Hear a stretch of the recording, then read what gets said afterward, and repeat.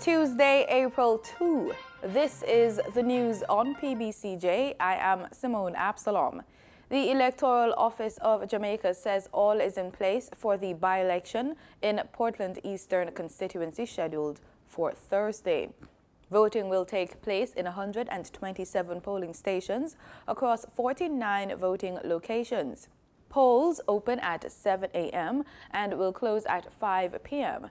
There are 36,315 registered voters in the Portland Eastern constituency. Electors who are still unclear where to vote may check the Electoral Commission of Jamaica's website at www.pbcjamaica.com.jm and click on Query Voters List to find out what polling station they are to cast their ballots. Jamaican farmers will be getting $16.7 million boost to help them increase productivity and gain greater market access. The Caribbean Development Bank, CDB, last week said this has been made possible through a grant from the United Kingdom Department for International Development under the UK Caribbean Infrastructure Partnership Fund, which is administered by the CDB. According to a statement from the CDB, the project will target 795 hectares of government-owned lands which will be leased to farmers in the communities of Amity Hall in St. Catherine and in Clarendon.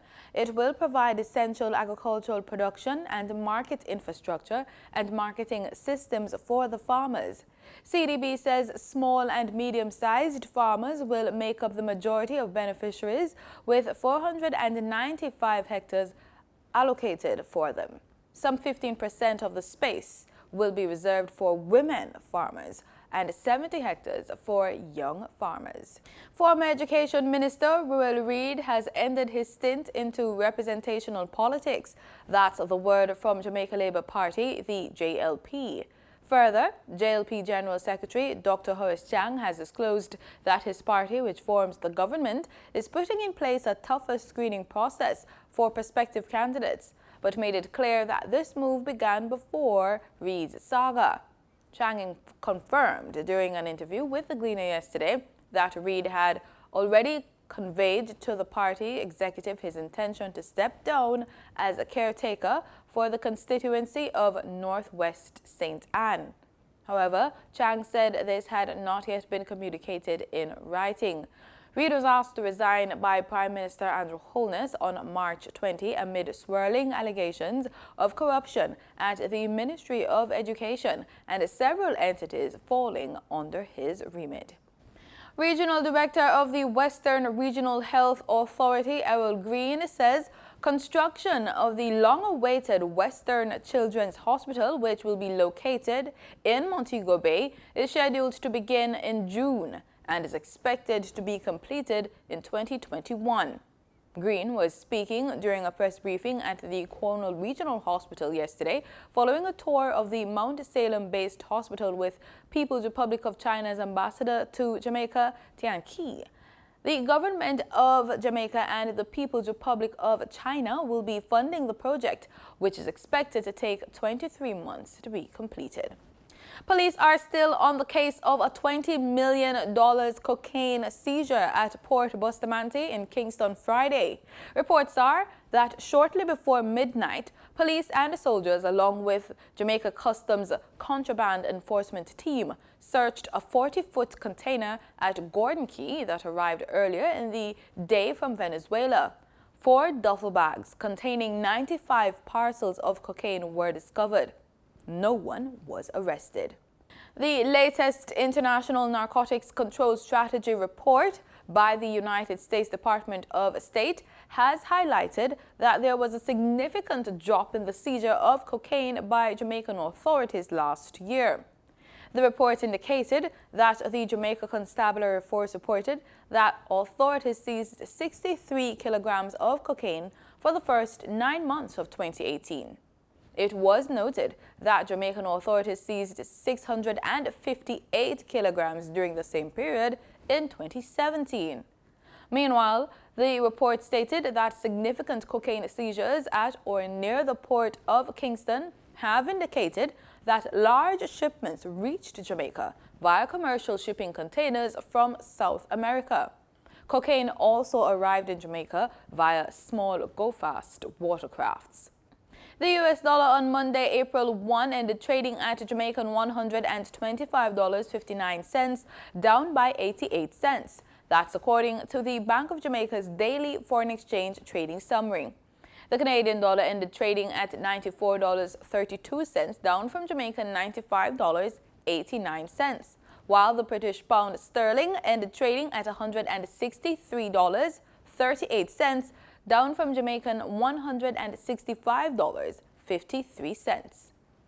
In regional news, workers at the regional carrier Liat have agreed to salary cuts. Speaking on his privately owned radio station, Antigua and Barbuda Prime Minister Gaston Brown said if the workers had not cooperated, it would have led to Liat's collapse.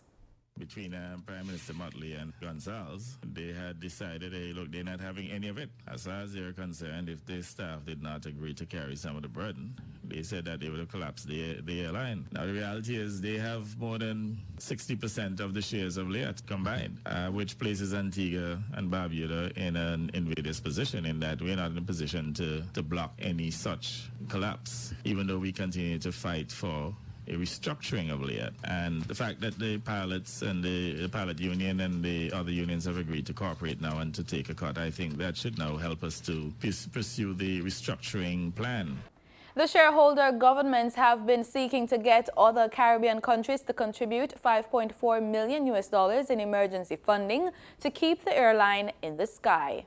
So the whole idea is to increase the operational efficiency of Liat, to reduce costs, while at the same time increasing revenue, primarily through the charging of a minimum revenue guarantee to make sure that the routes that are not profitable, if countries want Liat to continue those routes, then they have to pay for them.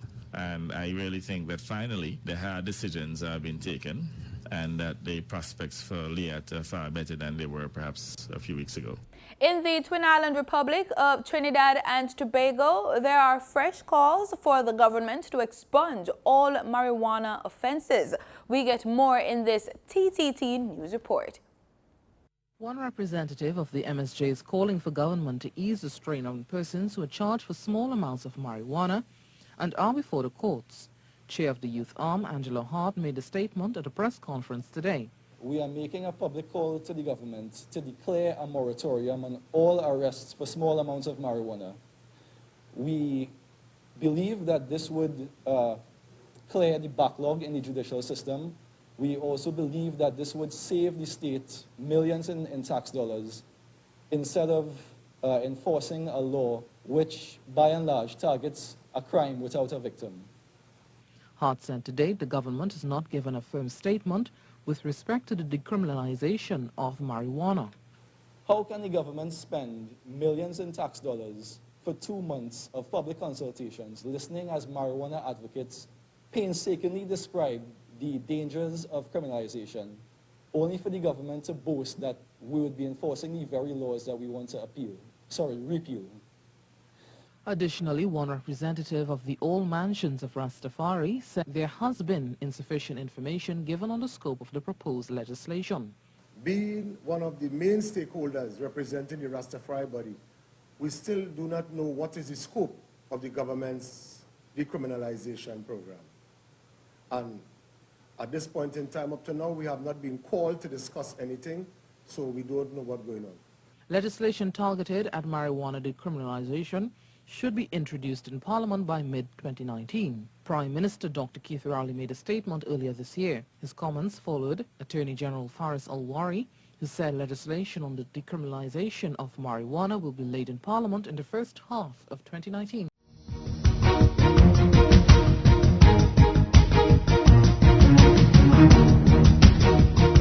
In sports, we're on the pitch with cricket, as former West Indies coach Phil Simmons has broken his silence over his removal from the post back in 2016.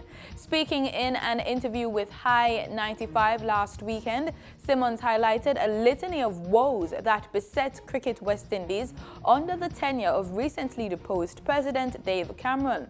In particular, Simmons took the issue with the decision to appoint Australian Richard Pybus as interim coach. He questioned that claim to fame. In 4 years of cricket, in 4 years of DOC, your claim to fame is that you set up the professional league, right? Yes. But the professional league has been set up, and again, Alan said it the other night. What has improved other than players getting paid? What has improved? Simmons also commented on the botched Indian tour of 3 years ago. We select what we thought at the time was the best 22 white ball cricketers we had, including Gale, Pollard, Barber, everyone. 2 days after the selection, Pybus sends an email. He's not happy with the 22 we selected. So he wants to have a meeting. All right, that's the prerogative of the DOC, Director of Cricket. Next day I get another email. Oh, the president, the vice president, and the CEO are involved in this meeting. So I'm like, again, this is starting again. And that meeting went on for nearly 3 hours because they were talking about the fact that, hey, no, we can't pick these guys because they were in India and whatever. Some really hairy brain reasons, but you can see it's personal things. In athletics, with a 6th straight title and 7th in 8 years now in the bag, Edwin Allen's principal, Everton Walters, has reiterated his call for a synthetic track to be laid at the school situated in Frankfield in the hills of northern Clarendon.